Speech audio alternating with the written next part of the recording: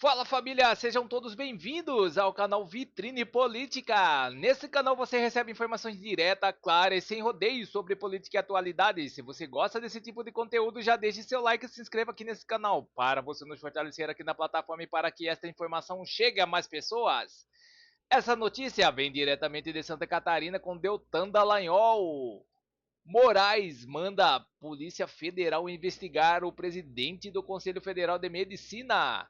Assista esta matéria até o final para você entender melhor tudo sobre o que está ocorrendo e vamos deixando os créditos para o Deltan na plataforma. E não se esqueça de deixar o seu comentário e de dizer de qual cidade você vê esta matéria para que possamos saber até onde está chegando a nossa audiência. E também de ativar o sino para você ficar informado sobre tudo o que acontece na política do Brasil e do mundo sem mais enrolações. Vamos à matéria. A atuação do ministro Alexandre de Moraes ao anular essa apuração do Conselho Federal de Medicina sobre a falha médica do atendimento do Bolsonaro é absurda. É uma apuração administrativa essa que se instalou no Conselho Federal de Medicina sobre a atuação dos médicos, ou seja, o CFM está simplesmente cumprindo o seu papel, fazendo aquilo que as leis lhe dão a atribuição de fazer, apurando a conduta médica para ver se foi irregular, se teve alguma negligência, imprudência, imperícia, alguma conduta inadequada por parte de médicos que atuaram junto à Polícia Federal. E se tiver alguma atuação irregular por parte dessas pessoas do Conselho Federal de Medicina, nenhum deles tem foro privilegiado. Se tiver algum questionamento de ordem civil, administrativa, ou se houvesse ainda algum crime praticado por eles, o que nem se cogita, quem deveria entrar com alguma medida não é o STF. Quem deveria entrar com alguma medida são os policiais federais, são os médicos envolvidos e devem eventualmente questionar perante a primeira instância do judiciário. A não ser agora que médicos do CFM, assim como recentemente agora o Silas Malafaia, por ser pastor, de repente tem um foro privilegiado mágico perante o Supremo Tribunal Federal, simplesmente porque Alexandre de Moraes assim o quer. Ou seja, não cabe ao STF anular nada do Conselho Federal de Medicina, a não ser por um voluntarismo de alguém que, como muito bem colocou Daniel Vargas, está com medo de aparecer algo irregular, está com medo de aparecer uma omissão, uma negligência, uma imperícia, ou talvez, quem sabe, vir à tona que algum médico, algum policial tenha talvez até sondado um ministro, vamos aqui especular, e o ministro tenha dito, não façam a transferência agora, segura aí. Imaginou que escândalo seria? A questão é, quando se abafa precocemente e irregularmente uma apuração administrativa e investigar, é lícito, é regular, é correto, é o adequado, é o padrão. Quando se abafa isso precocemente, surgem, e ilegalmente, surgem dúvidas. A quem se quer proteger? O que se quer esconder nesse caso? Aliás, vamos lembrar que não caberia nem ao Supremo Tribunal Federal realizar a execução penal do caso Bolsonaro.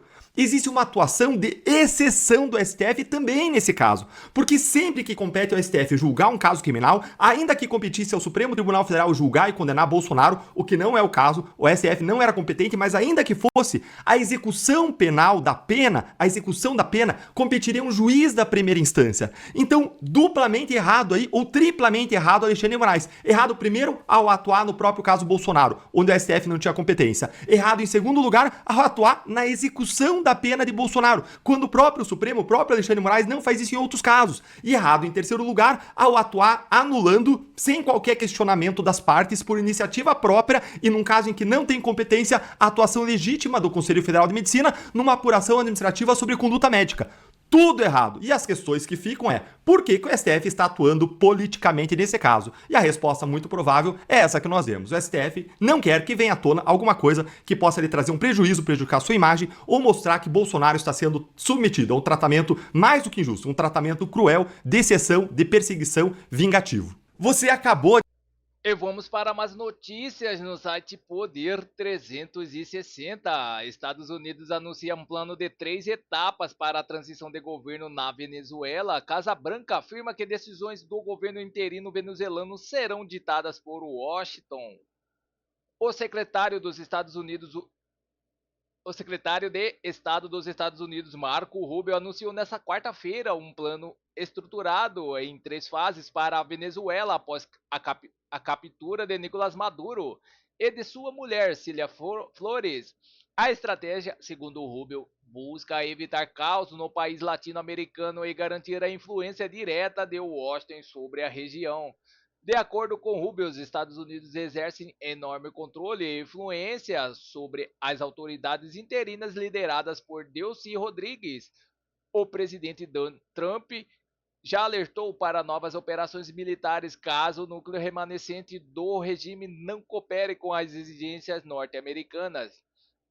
O plano detalhado por Rubio divide-se nos seguintes pilares: primeiro, estabilização, foco na manutenção da ordem após a queda de Maduro; segundo, recuperação, garantia de acesso justo de empresas americanas e ocidentais ao mercado venezuelano; inclui o processo de reconciliação nacional com anistia a opositores e retorno de exilados.